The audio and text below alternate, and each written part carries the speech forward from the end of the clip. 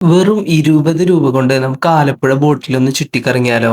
ഇന്നൊരൊറ്റ മൈൻഡില് ഞാനീ നടന്നു പോകുന്നത് ആലപ്പുഴ ബോട്ട് ജെട്ടിയിലേക്കാട്ടോ. അവിടെ എത്തുമ്പോ ഇതേപോലെ കുറെ പ്രൈവറ്റ് ബോട്ടുകളൊക്കെ കാണാം. പക്ഷേ നമ്മൾ പോകുന്നത് 20 രൂപ കൊടുത്തോണ്ട് ഗവൺമെന്റിന്റെ ഈ ബോട്ട് ജെട്ടിയിലേക്കാട്ടോ. ഇനി ഇതിന്റെ അകത്ത് എന്തൊക്കെയുള്ളതെന്ന് ഞാൻ നിങ്ങൾക്കൊന്ന് കാണിച്ചു തരാം.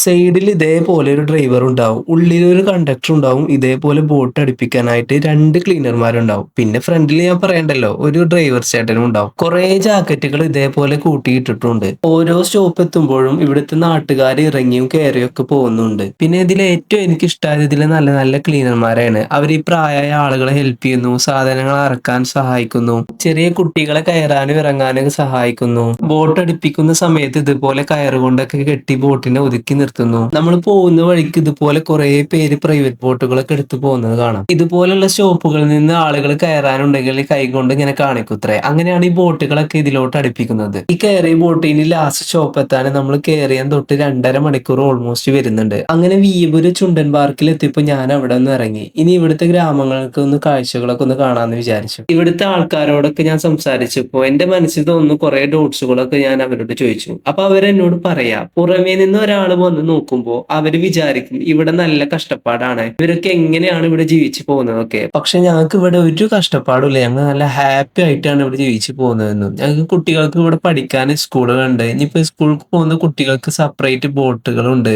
അക്കരയ്ക്ക് പെട്ടെന്ന് പോകണമെന്നുണ്ടെങ്കിൽ ഇതുപോലെ തോണികളുണ്ട്. സാധനങ്ങളും മറ്റും വാങ്ങാൻ ഇവിടെ കടകളുണ്ട്. പിന്നെ നിങ്ങളുടെ നാട്ടിലത്തെ പോലെ ഇവിടെ ഓട്ടോറിക്ഷ, ഓട്ടോ സ്റ്റാൻഡും ബസ്സുകളൊക്കെ ഉണ്ട്. കുറച്ച് കഴിഞ്ഞപ്പോൾ ആലപ്പുഴയ്ക്ക് തിരിച്ചുള്ള ബോട്ട് വന്നു. അങ്ങനെ ഞാൻ അതിൽ കയറി ഇങ്ങനെ ആലപ്പുഴയിലെത്തി. അടുത്തൊരു ഒറ്റ മൈൻഡ് വീഡിയോ ആയിട്ട് വരാം. Bye bye.